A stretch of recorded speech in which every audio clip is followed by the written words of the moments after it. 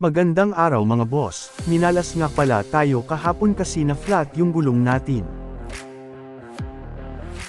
Ako pala yung nakatusok sa gulong natin mga boss, di kinaya ng tire sealant na takpan yung butas kasi masyado itong malaki.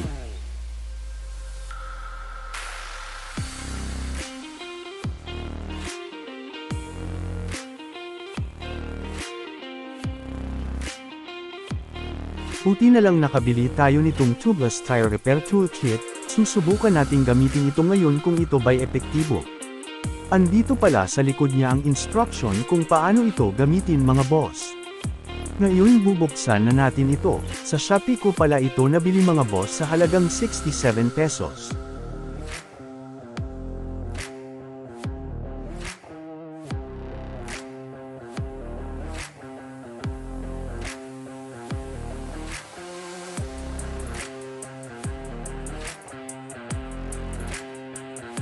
Tutusukin po pala natin ito para madali na lang ipasok mamaya yung strip.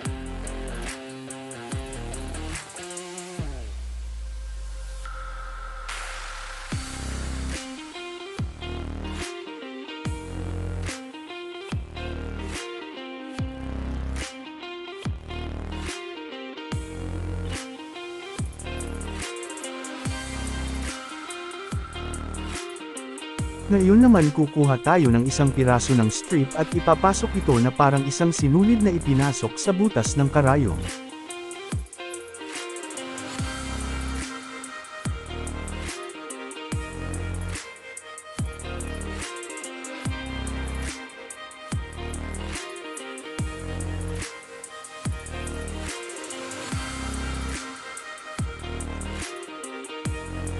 Lalagyan natin ito ng glue rubber cement magkabilaan mga boss.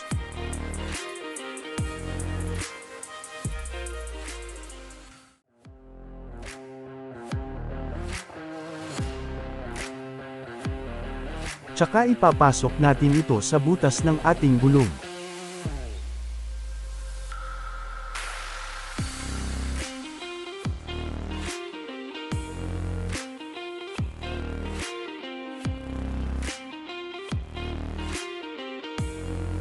At dahan-dahan hilain ito.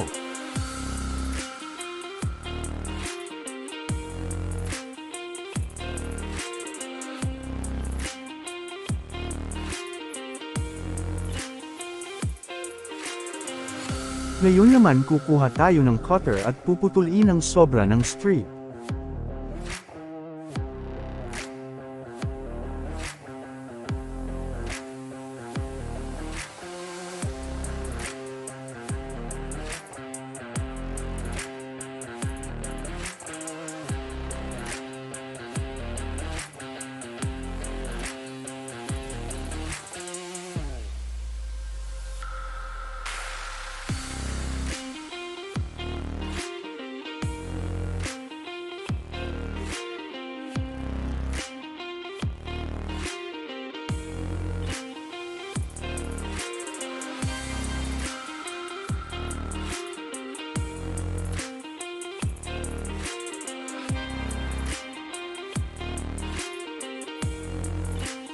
Pagkatapos, lalagyan na natin ito ng hangin.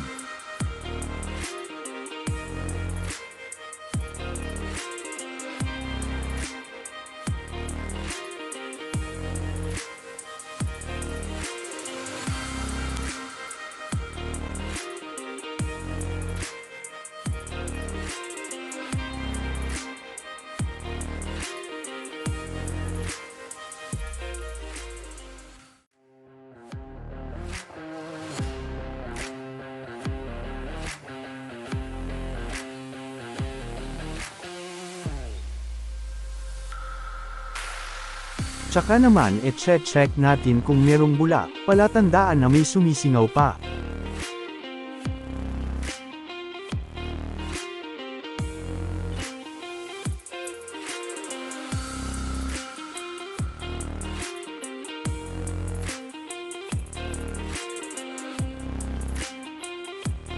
Several days later.